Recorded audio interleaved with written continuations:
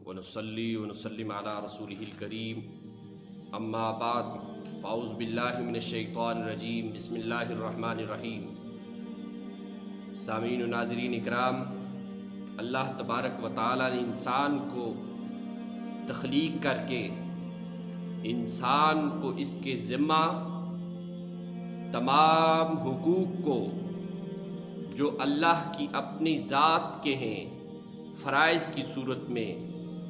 اور جو اپنے بندوں کے حقوق ہیں ان تمام کو واضح فرما دیا اور آگاہ فرما دیا کہ ان حقوق کی ادائیگی لازم ہے اور ان حقوق کے بارے میں ہر ایک سے پوچھا جائے گا، اور ان حقوق کی ادائیگی انسان کے لیے باعث نجات ہوگی، اور ان حقوق کی غفلت انسان کے لیے باعث ندامت ہوگی کل قیامت کے روز۔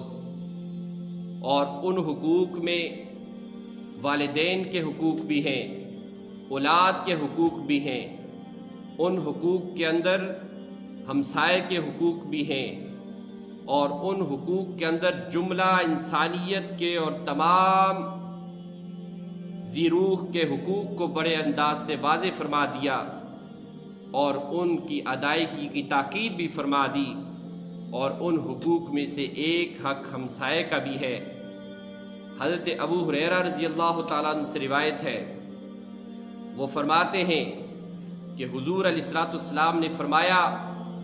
کہ جو شخص اللہ کے اوپر اور روز قیامت کے اوپر ایمان رکھتا ہے اس کے ذمے یہ لازم ہے کہ اپنے ہمسائے کے ساتھ حسن سلوک کرے، اپنے ہمسائے کو تکلیف نہ دے، اپنے ہمسائے کے لیے باعث مصیبت نہ بنے، اپنے ہمسائے کے لیے عذاب کی کیفیت پیدا نہ کرے، اس کے لیے نم ہو جائے۔ اور حضرت عائشہ صدیقہ رضی اللہ تعالیٰ عنہ روایت کرتی ہیں، وہ فرماتی ہیں کہ حضور علیہ الصلوۃ والسلام فرماتے ہیں کہ میرے پاس جبرائیل امین آئے اور انہوں نے آ کر مجھے ہمسائے کے حقوق سے آگاہ کیا، ہمسائے کے حقوق کی تاکید کی،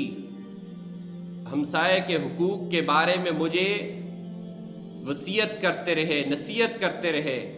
یا رسول اللہ صلی اللہ علیہ وسلم ہمسائے کا یہ بھی حق ہے، ہمسائے کا یہ بھی حق ہے۔ اتنے حقوق اور اتنی تاکید فرمائی مجھے جبرائیل امین نے۔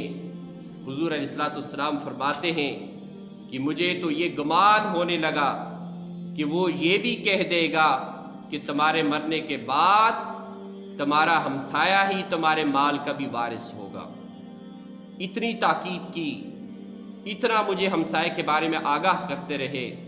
ہمسائے کی اتنی عزت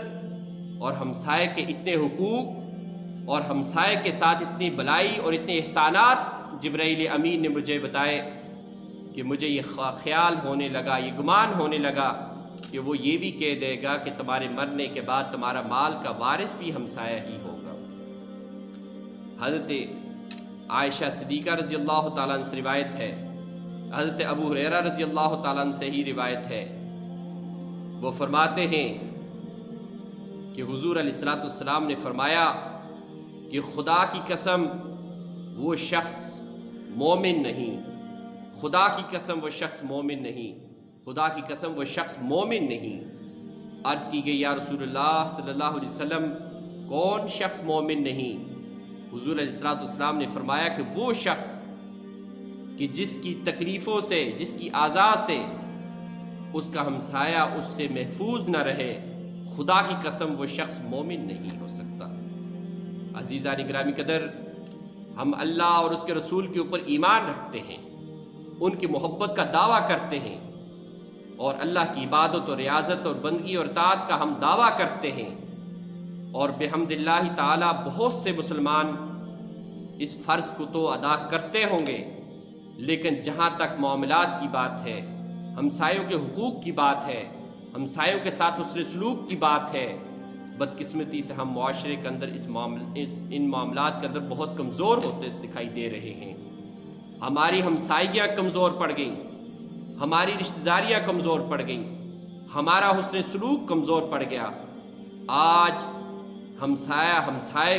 کے ساتھ حسن سلوک نہیں کر رہا، اور یہ حال ہو چکا ہے کہ ہمسایہ ہمسائے کی مرنے کی دعا کرتا ہے، اس کا اپنی ہمسائیگی چھوڑنے کے لیے دعا کرتا رہتا، بدعا دیتا رہتا ہے، اس کے مرنے کی بدعائیں کرتا رہتا ہے۔ یہ کیوں پیدا ہو گیا ہے؟ اس لیے کہ ہمارا دین کے ساتھ تعلق ختم ہو چکا ہے۔ ہم نے دین اور فرامین رسول کو اور اللہ کے احکامات کو چھوڑ دیا ہے، ان پہ عمل کرنا چھوڑ دیا ہے، ان کی ادائیگی چھوڑ دی ہے۔ یہی وجہ ہے کہ آج ہر شخص اپنے ہمسائے سے ناراض ہے، پریشان ہے، ہمسائیگیاں کمزور پڑ گئی ہیں، ایک دوسرے سے تحفظ محسوس نہیں کر رہے۔ خدا کے لیے اللہ اور اس کے رسول کے حکم کی تابعداری کریں، اس لیے کہ ان کے بارے میں آخرت